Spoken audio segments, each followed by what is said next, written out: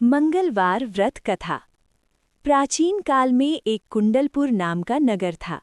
नगर में नंदा नाम का ब्राह्मण अपनी पत्नी सुनंदा के साथ रहता था। ब्राह्मण पति पत्नी धन और धान्य से समृद्ध थे, लेकिन संतान नहीं होने से दुखी थे।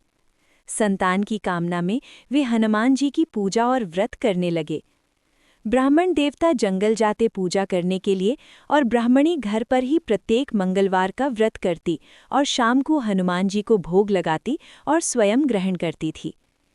एक बार किसी अन्य व्रत के कारण उन्होंने भोजन नहीं बनाया और हनुमान जी को भोग नहीं लगाया, लेकिन उसने ये प्रण लिया कि वो अगले मंगलवार को भगवान जी को भोग लगाने के बाद ही स्वयं भोजन ग्रहण करेगी।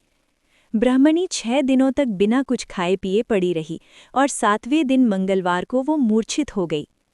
हनुमान जी ने उनकी आस्था और भक्ति को देखकर उन्हें एक बालक दिया और कहा, ये बच्चा आज से तुम्हारी सेवा करेगा। बालक को देखकर हनुमान जी अंतर्ध्यान हो गए। बालक को देखकर ब्राह्मणी अत्यंत प्रसन्न हुई और उस बालक का नाम मंगल रख दिया। कुछ दिनों बाद जब ब्राह्मण जंगल से लौटकर आया तो उसने देखा कि उसके घर के आंगन में एक बालक खेल रहा है। तब उसने अपनी पत्नी से पूछा, ये बालक कौन है? तब पत्नी ने जवाब दिया, मंगलवार का व्रत करने से हनुमान जी प्रसन्न होकर इस बालक को आशीर्वाद स्वरूप दिए हैं। ब्राह्मण देवता को अपनी पत्नी की बात पर भरोसा नहीं हुआ और वो सोचने लगे कि ये जरूर अपना पाप छुपाने के लिए झूठ बोल रही है। एक दिन ब्राह्मण कुएं से पानी लेने जा रहे थे, तब उसकी पत्नी ने बोला कि अपने साथ मंगल को भी ले जाइए। ब्राह्मण देवता अपने साथ बालक को ले गए और वहां मंगल को नाजायज मानकर कुएं में डाल दिया। पानी लेकर जब ब्राह्मण देवता अकेले आए तो पत्नी ने मंगल के बारे में पूछा। ब्राह्मण देवता कुछ बोलते उससे पहले ही मंगल मुस्कुराता हुआ पीछे से दिखा। उसे देख ब्राह्मण देवता आश्चर्य में पड़ गए। उसी रात को भगवान हनुमान ब्राह्मण के स्वप्न में आए और बोले, ये बालक मेरा बाल स्वरूप है। तुम अपनी पत्नी के बारे में गलत क्यों सोचते हो?